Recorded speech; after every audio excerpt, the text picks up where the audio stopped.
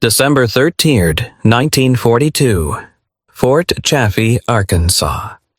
Sunday morning arrived quietly without urgency. The heat had not yet settled into the ground, and the air carried a softness that felt unfamiliar to anyone who had learned to measure days by orders and alarms. The bell outside the mess hall rang once slow and unforced. Not the sharp command of a workday, not the clipped warning of inspection. A Sunday bell. She rose from her bunk with the others, her movements practiced economical. Captivity had trained the body well. You stood when told. You walked when directed. You did not expect variation. Variation was dangerous. She straightened the creases of her issued uniform, the fabric thin from repeated washings, and joined the line forming outside the mess hall.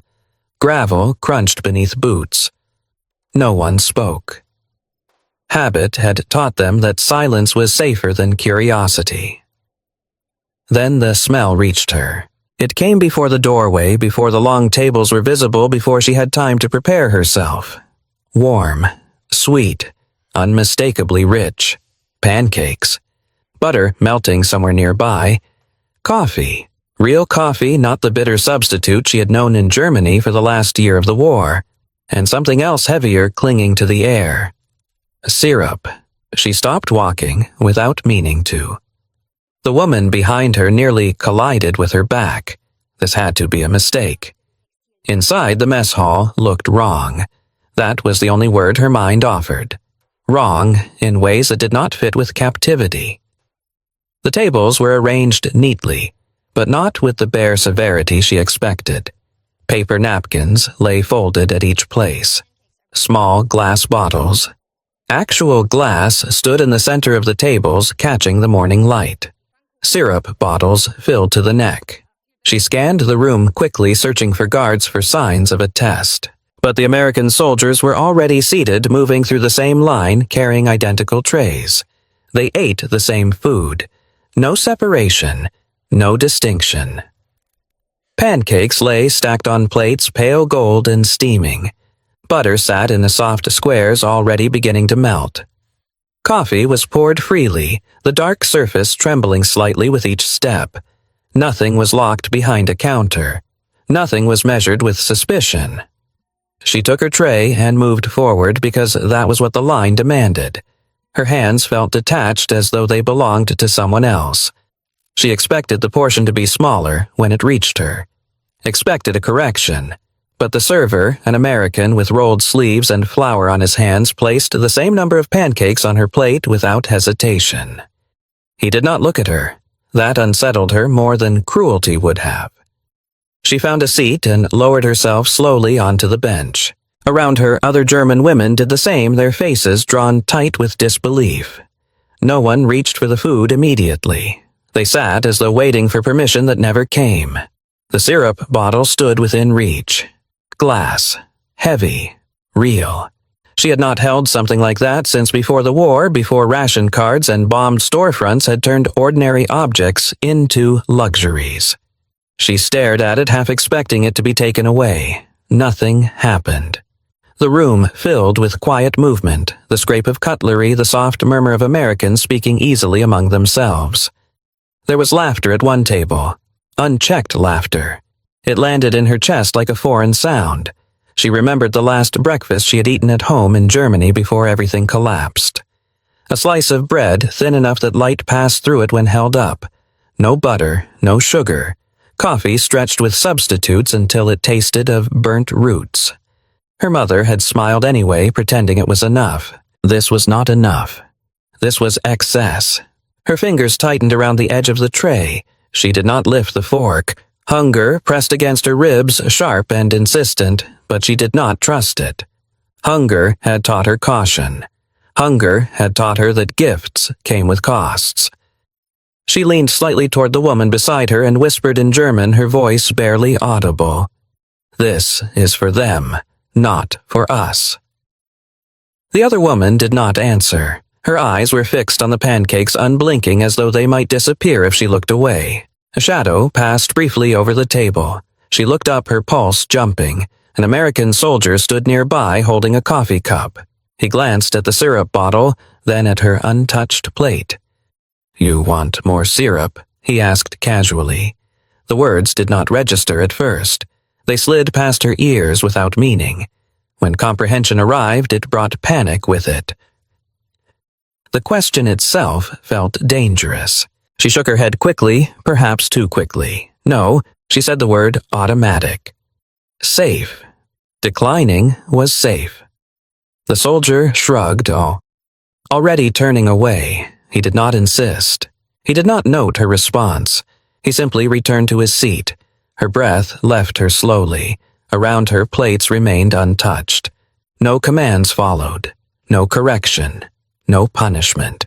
She lifted the fork. The metal felt heavier than it should have. She cut into the pancake carefully as though testing something fragile. Steam rose. Butter soaked into the surface, disappearing as if the food itself were absorbing warmth. The first bite stopped her. Not because of the taste alone, though it was overwhelming, but because nothing followed it. No shout, no laughter, no hand reaching to pull the plate away. The room continued as before, indifferent to her choice. She swallowed. The sweetness lingered. It tasted like a life she barely remembered.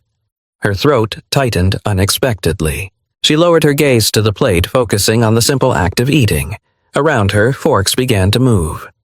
One by one, the other women followed cautiously at first, then with growing urgency. She felt something shift inside her, a pressure she could not name. This was not a prison breakfast. There was no lesson attached, no visible intent.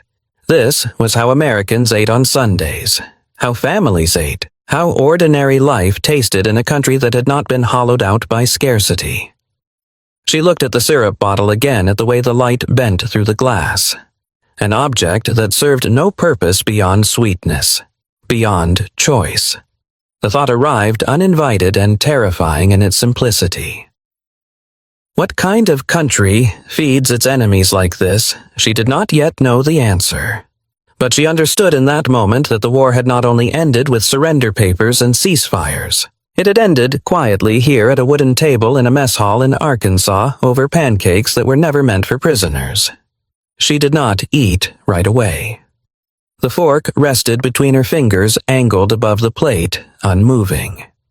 She was aware of the position of her hand with unnatural clarity, as if her body were waiting for a signal that never came. Hunger pressed at her insides, sharp and familiar. But it did not command her. Fear did. Not fear of the men in uniform. Not fear of the guards who stood along the walls with relaxed postures and unhurried eyes.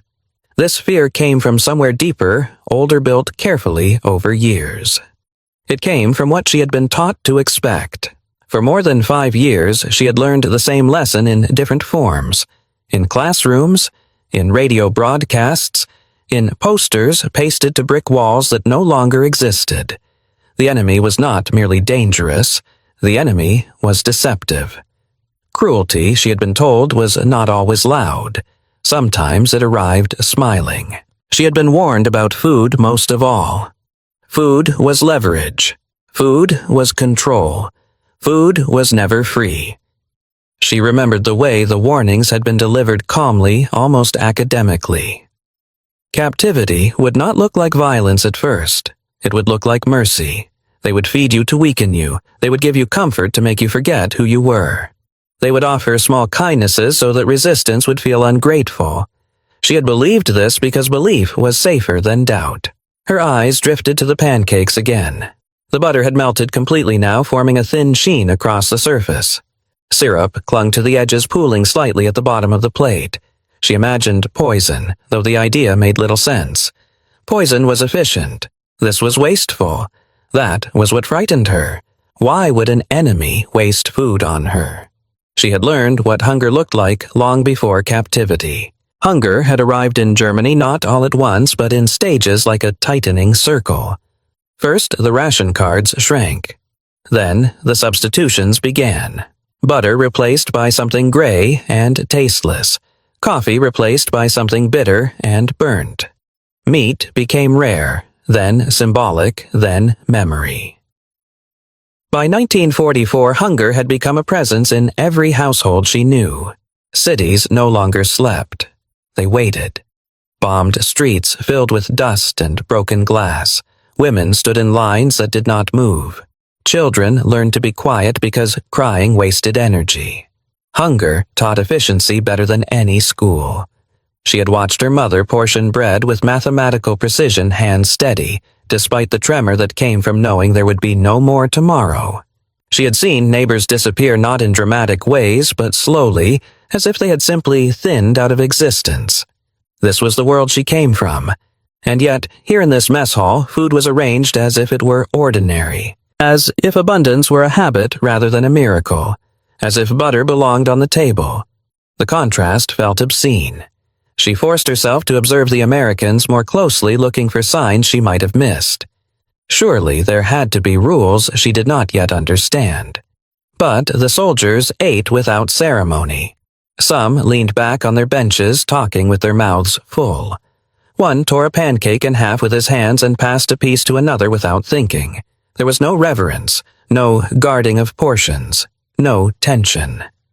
That unsettled her more than discipline ever had. In Germany, food had become serious. Every bite counted. Eating was deliberate, weighted with consequence. You did not waste. You did not share without calculation. Food was survival stripped of pleasure.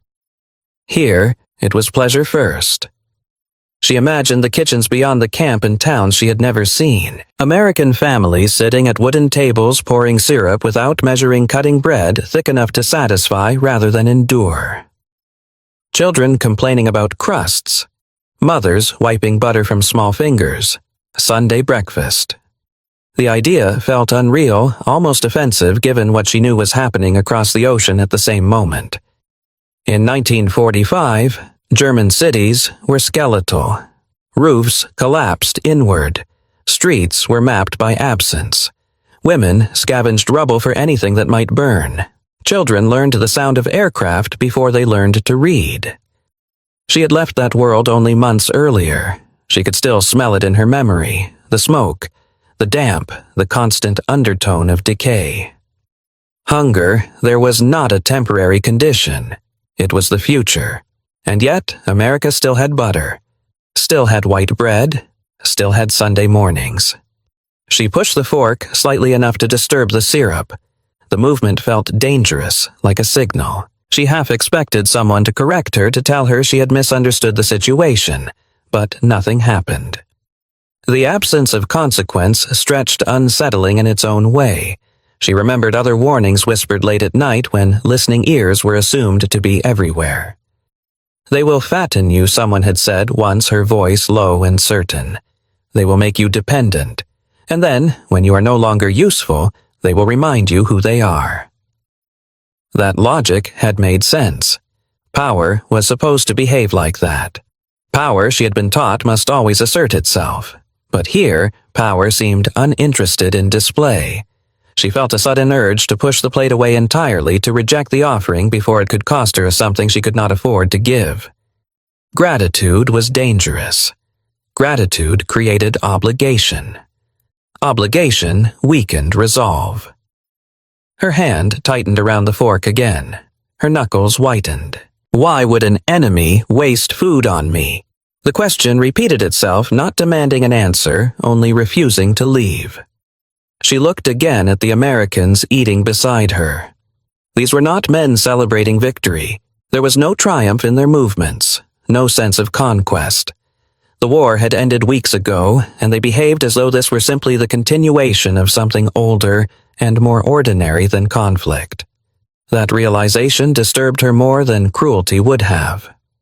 If this was normal for them, if this was not an exception, then the world she had been taught to believe in was smaller than she had imagined, more fragile, built on explanations that could not survive a wooden table and a plate of pancakes.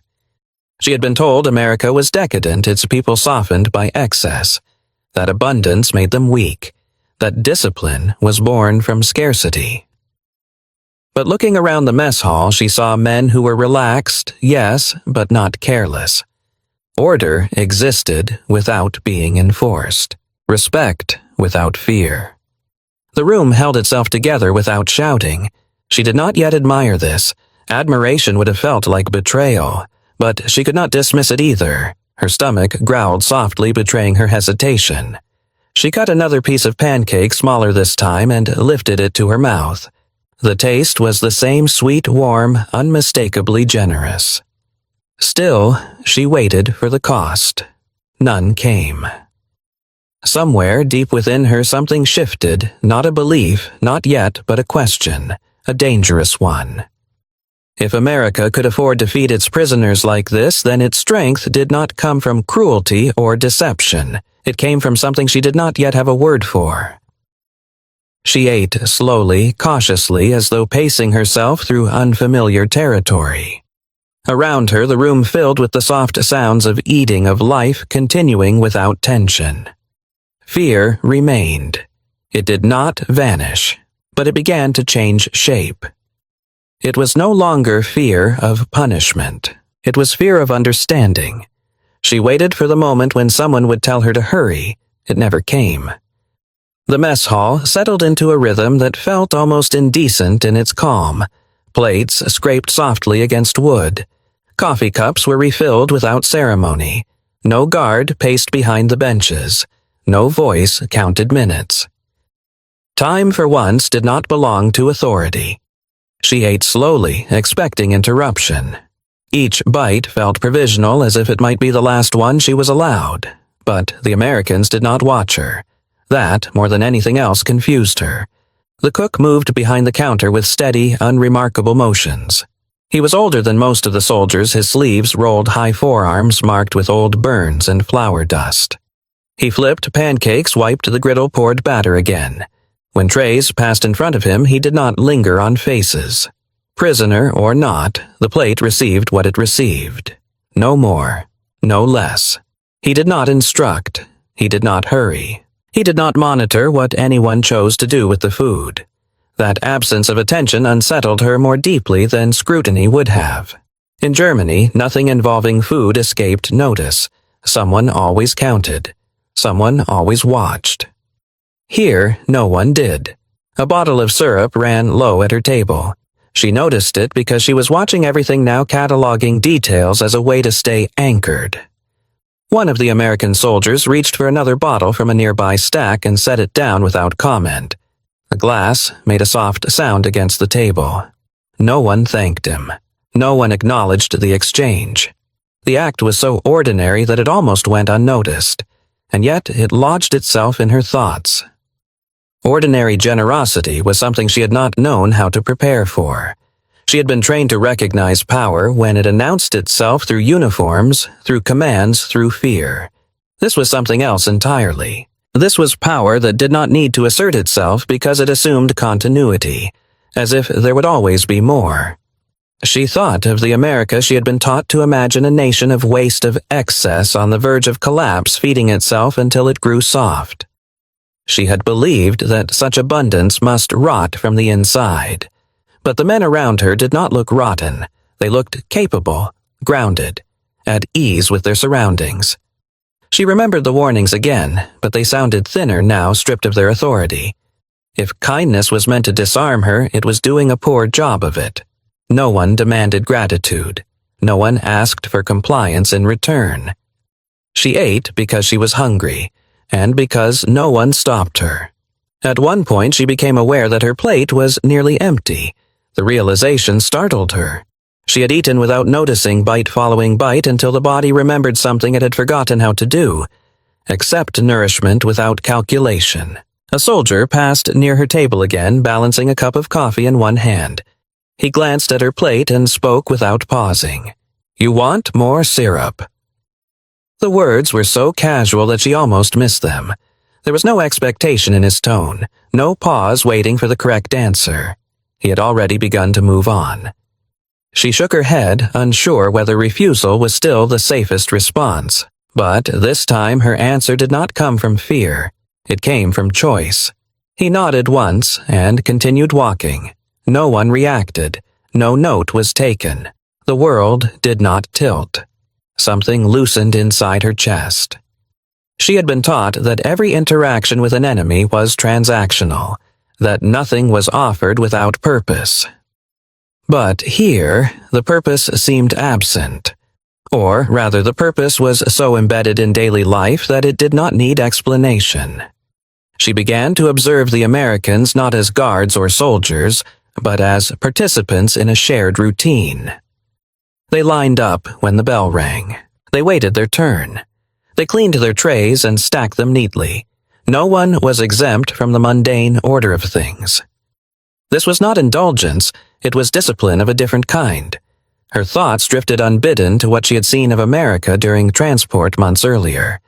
Long stretches of farmland visible from train windows, fields that did not appear exhausted, barns that stood intact, trucks loaded with produce moving without urgency. She had not understood it then. She had assumed it was staged. But here in this small mess hall in Arkansas, the same logic repeated itself. Abundance was not a performance. It was infrastructure. She thought of the stories she had overheard from American guards and passing casual mentions of gardens back home of mothers who canned vegetables for winter, of towns where neighbors traded eggs and sugar without fuss. Victory gardens, they called them. Plots of land turned into quiet resistance. Food grown not in desperation, but in contribution. She had learned that Americans rationed too during the war. Sugar, butter, meat. But rationing here had not hollowed life out. It had redistributed responsibility. The system bent, but it did not break. In Germany, rationing had been accompanied by fear. Here, it had been accompanied by trust. She did not yet admire this, but she could not deny it either. The Geneva Convention had been mentioned once during intake, read aloud through an interpreter in a flat procedural voice. At the time, it had sounded like a formality. Words on paper easily ignored. She had assumed compliance was forced by scrutiny by the threat of consequence. Now she understood something else. These rules were not followed because someone was watching. They were followed because they aligned with how this country already saw itself. That realization unsettled her more deeply than cruelty would have. Because cruelty could be resisted. Cruelty confirmed expectations. But this quiet adherence to restraint, this refusal to humiliate, offered no clear enemy. She finished the last bite and set the fork down carefully, aligning it with the edge of the plate. A habit she had learned in institutions where small order created the illusion of control. But this time, the gesture felt unnecessary. No one cared whether her fork was straight. She sat back, slightly aware of the weight in her stomach of warmth spreading through her body. She felt steadier, not safety still felt premature, but steadier. Around her, the other women shifted as well. Some ate more quickly now. Urgency overcoming caution. Others remained slow, savoring eyes distant. One woman wiped her mouth and stared at the syrup bottle as if committing it to memory. No one spoke. There was no announcement marking the end of the meal. No signal that the kindness had expired. When it was time to leave, the movement happened organically, as if everyone had agreed without being told. She stood and carried her tray to the return station. The cook glanced up briefly as she passed. Their eyes met for a fraction of a second. He did not smile. He did not nod. He simply returned his attention to the griddle. It struck her then that he was not performing kindness. He was practicing routine. As she stepped back into the daylight, the realization settled slowly without triumph or despair. No one had forced her to eat. No one had demanded gratitude. No one had tried to teach her a lesson. They had simply fed her. And in doing so, they had revealed something she was not yet ready to name, but could no longer ignore. This was who they were when they were strong. The first tear surprised her more than anything else that morning. It landed on the metal tray with a sound so faint she almost imagined it a soft, imperfect tap swallowed immediately by the low murmur of the room. She did not realize she was crying at first. Her body had not given her warning. There was no sob, no tightening of the throat, just moisture sudden and uninvited blurring the edge of her vision. She looked down and saw that her hand was shaking. The fork trembled between her fingers, hovering above the plate. A thin ribbon of syrup slid from the edge of a pancake and spilled onto the tray, spreading slowly, deliberately, as if it had all the time in the world. The sight of it, dark, glossy, wasted, did something to her chest that she could not stop. She lowered the fork. Around her, the mess hall continued as before. Chairs scraped. Someone laughed quietly at a joke she could not hear. Coffee was poured. Life went on indifferent to the small fracture opening inside her. She pressed her lips together, willing the feeling away. Crying was dangerous. Crying meant exposure. Crying meant weakness. She had learned that lesson early, long before the war ended and long before she crossed an ocean to arrive here. But the tears did not listen. They came steadily now, slipping down her cheeks, landing on the tray, dotting the syrup with small, trembling circles. She bowed her head, letting her hair fall forward, hoping the movement might hide what was happening. She told herself it was only exhaustion. That her body, finally fed, was misfiring. She told herself it was about hunger. It was not. The image came without warning, sharp and intimate, as if a door she had kept sealed had been opened by accident. A kitchen she had not thought about in years.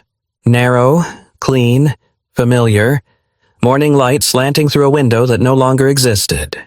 Her mother stood at the stove. She was younger in the memory than she had been at the end. Her hair was pinned up her sleeves, rolled to the elbow. She moved with quiet confidence, the practiced rhythm of someone who had cooked the same meals the same way for decades.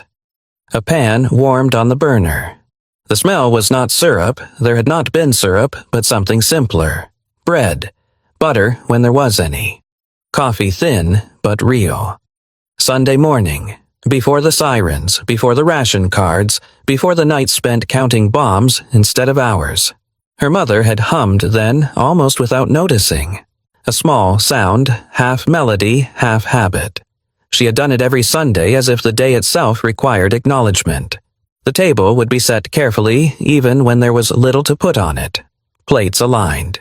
Cups turned just so. Dignity, her mother had called it. Not as a lesson, but as a practice. The memory tightened around her heart.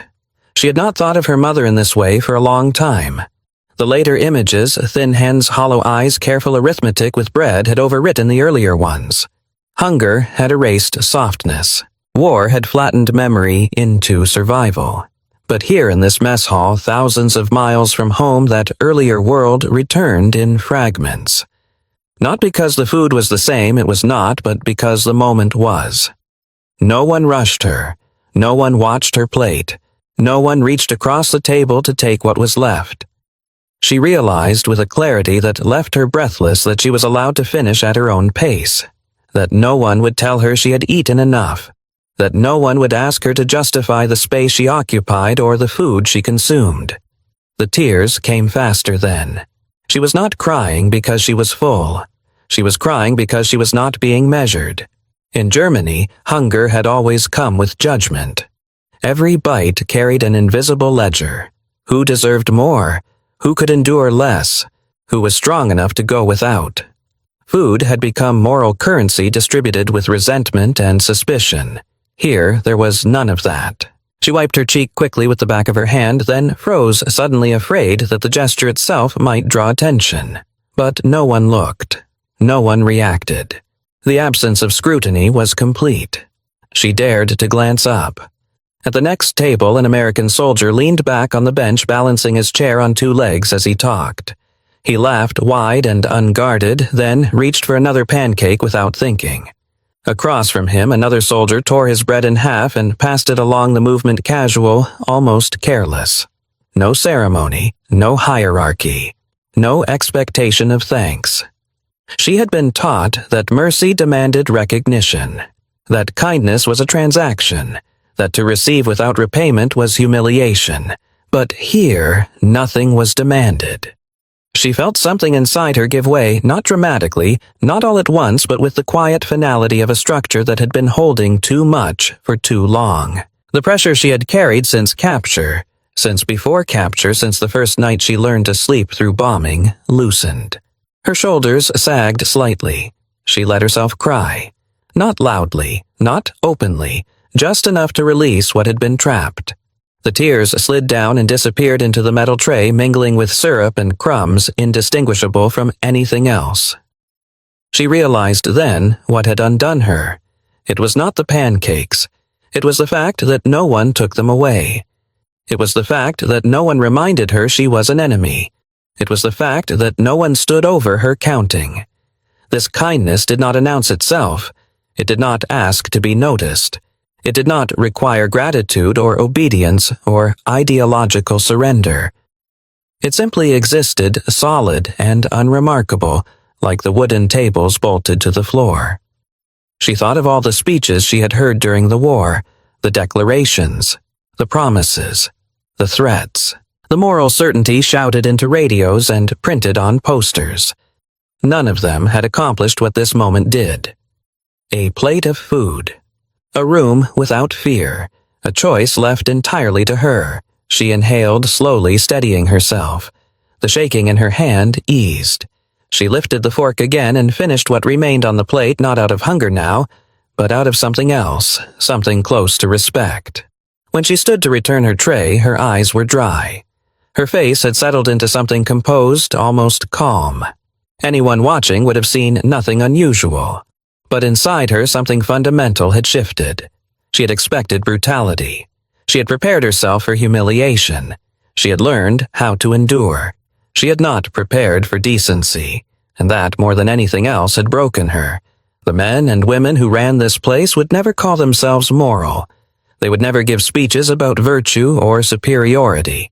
They would not frame this breakfast as a lesson or a statement. They did not need to.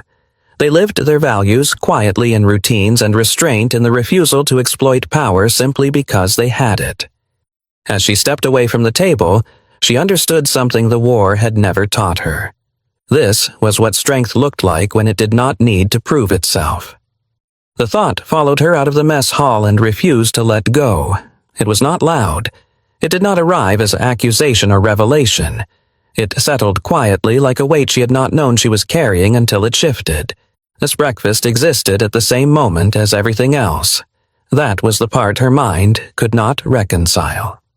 She stepped into the sunlight outside Fort Chaffee and paused, blinking as her eyes adjusted. The morning had warmed slightly. Somewhere beyond the fence, trucks moved along the road at an unhurried pace. The world continued steady and intact. And across the ocean, it did not. She had learned to live in fragments of time, one meal, one night, one order at a time. Captivity encouraged small thinking. Survival demanded it. But now, with the taste of syrup still lingering and her stomach full in a way it had not been for years, her thoughts widened whether she wanted them to or not. Two worlds were existing at the same moment. In one, food arrived predictably. Steel flowed into factories. Fields yielded more than they needed. Men complained about rations even as they ate better than most of the world. Sunday mornings were still claimed by habit rather than necessity. In the other roofs lay open to the sky. Cities were maps of absence. People measured time by air raids and hunger by the day, not the week. She saw it suddenly with a clarity that made her dizzy.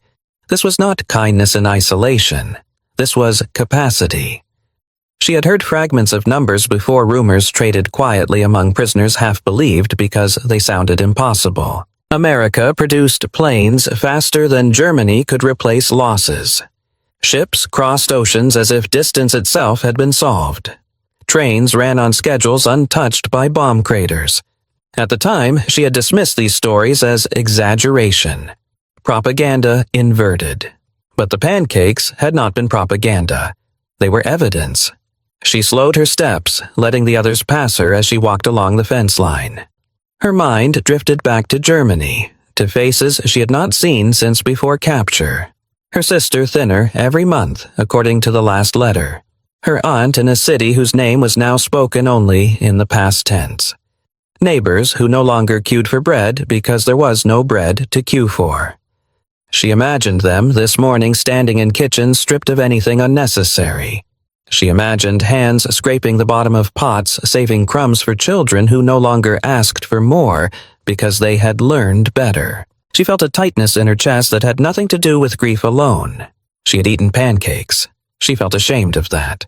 The shame surprised her. She had survived worse. She had endured deprivation without apology. Why should this feel different? Because the contrast was unbearable. She understood now why the fear had been so deep. It was easier to believe that the enemy lied than to accept that this imbalance was real.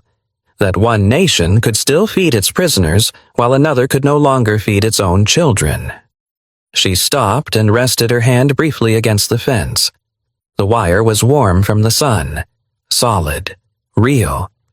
She had been taught that Germany's struggle proved its strength, that sacrifice purified a nation, that endurance was evidence of moral superiority, but endurance without outcome was simply suffering. Here, strength did not announce itself through hardship. It manifested through continuity, through the ability to fight a total war and still pour syrup on pancakes without apology. She felt a wave of dizziness, not physical, but conceptual. The world she had believed in did not collapse in this moment. It had already collapsed elsewhere, but here, she finally saw the scale of it. She had mistaken hunger for virtue. She thought again of the American soldiers inside the mess hall. They did not speak of victory. They did not boast.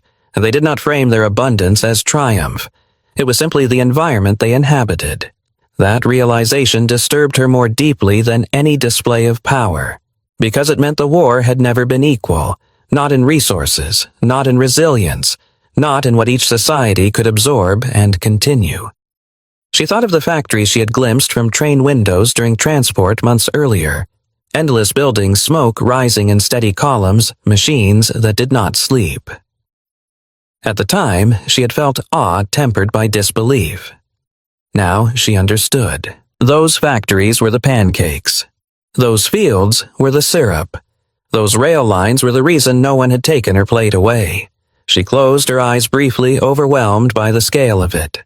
Germany had asked its people to give everything.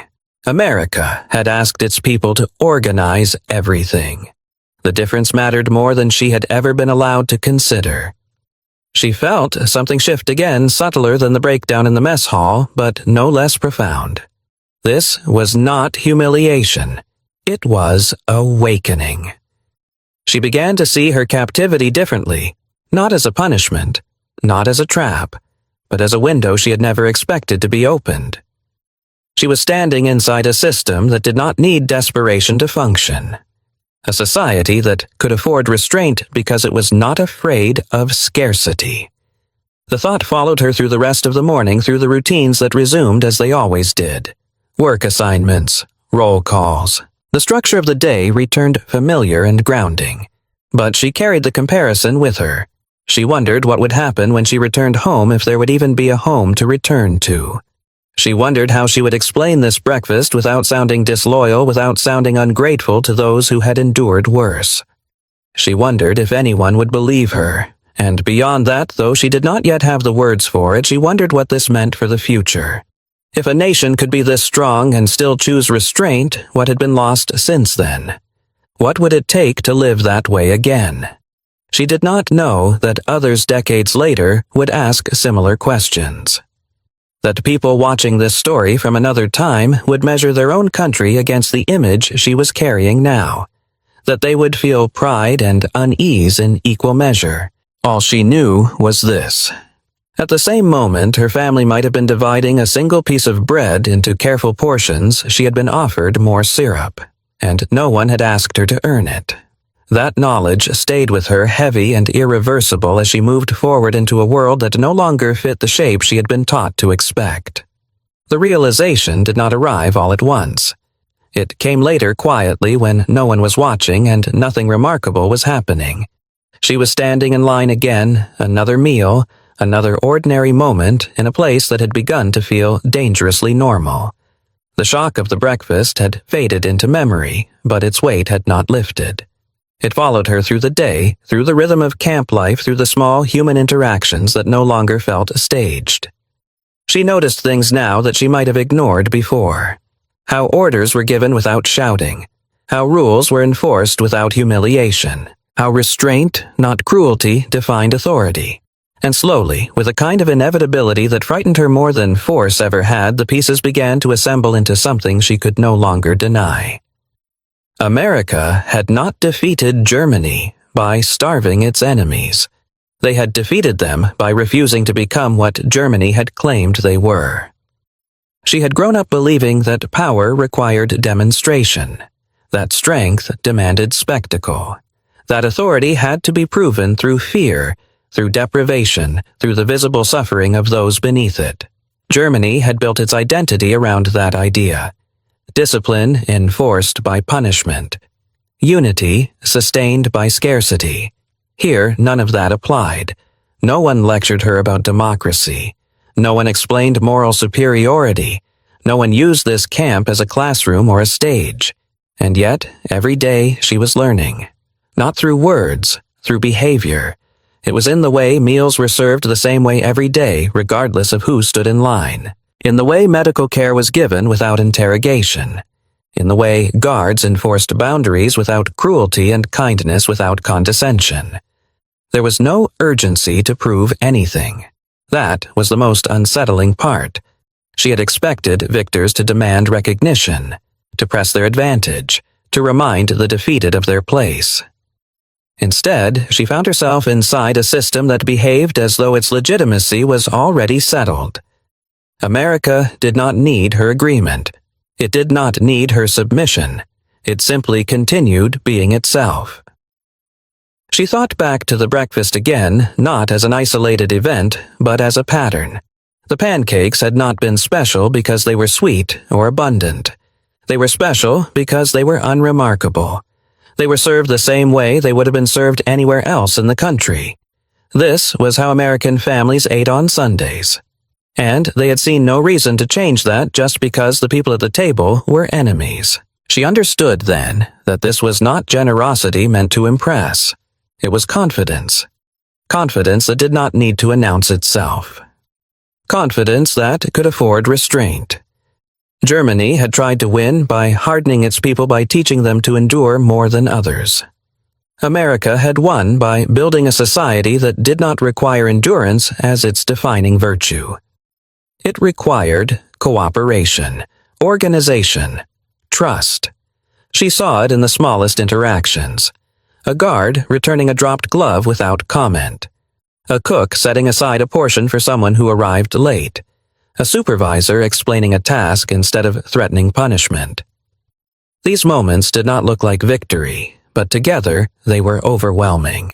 She thought of all the energy Germany had spent controlling perception on speeches, on symbols, on the constant, and she could never unsee it. Years later, she would struggle to explain why that breakfast mattered more than liberation. Not the guards lowering their rifles, not the gates opening, not even the journey home.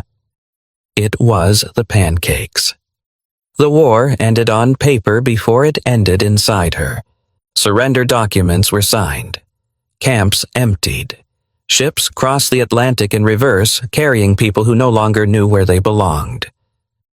When she finally returned to Germany, the country she stepped into felt unfamiliar, hollowed out in ways no map could show. Buildings stood where homes had been.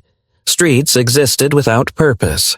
Faces carried the quiet exhaustion of people who had survived by becoming smaller.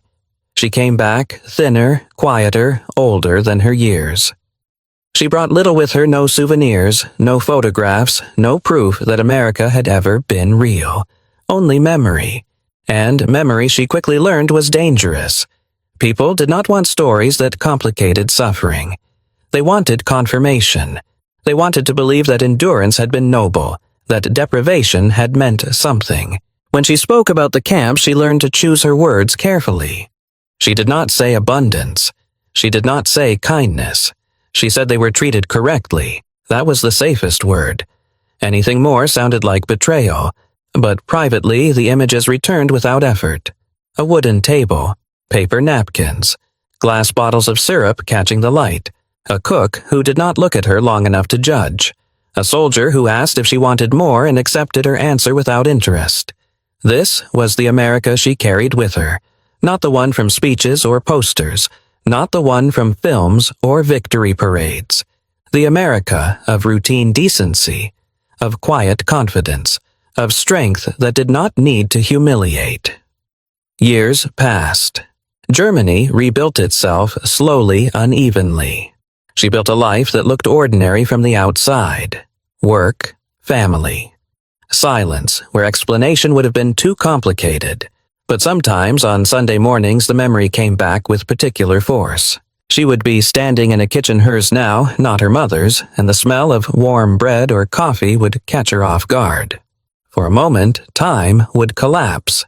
She would be back in Arkansas holding a fork she had been afraid to lift. She never forgot what that fear taught her. When her children were old enough to ask about the war, she told them the parts she could. She spoke about hunger honestly, about loss, about mistakes. But when she spoke about captivity, her voice changed. She told them that America had not been what she expected. She told them about a country that fed its enemies without spectacle, that followed rules not because it had to, but because it believed in them. That showed her a version of strength she had never seen before. Her children listened uncertain how to place this story among the others they had inherited. Later, her grandchildren would ask again with the curiosity of people born far from the consequences of ideology. And again, she told it.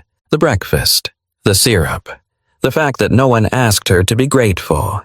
Years later, still letters would appear, sometimes from across the ocean, sometimes translated awkwardly, sometimes written in careful English.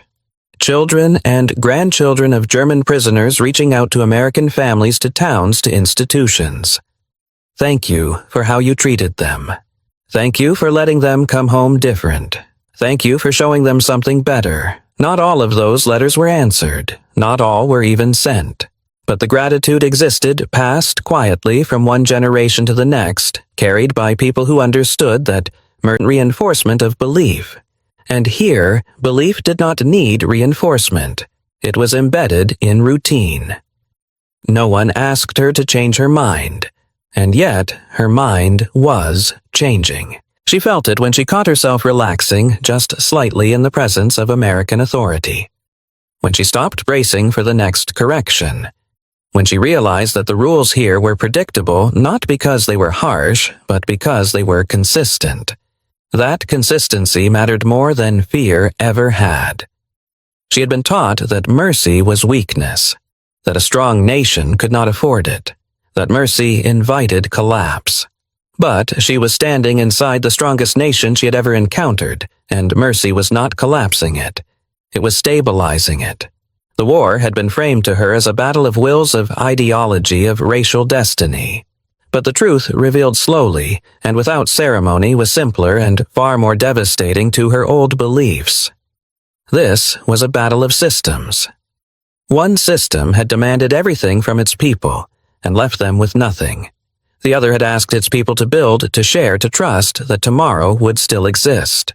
She did not feel anger at this realization, nor did she feel resentment. What she felt was something closer to humility. Not the humiliation she had feared in captivity, but a quieter recognition of error. A recognition that the world she had defended had been smaller, narrower, more brittle than she had been allowed to admit. She understood now why America did not need to starve its prisoners. Starvation would have proven nothing. Instead, they had allowed her to see a different way of living, one where strength was measured not by how much suffering could be imposed, but by how little was necessary to maintain order. She did not speak this realization aloud. There was no one to confess it to, and even if there had been words, would have felt inadequate. This awakening did not belong to language. It belonged to experience.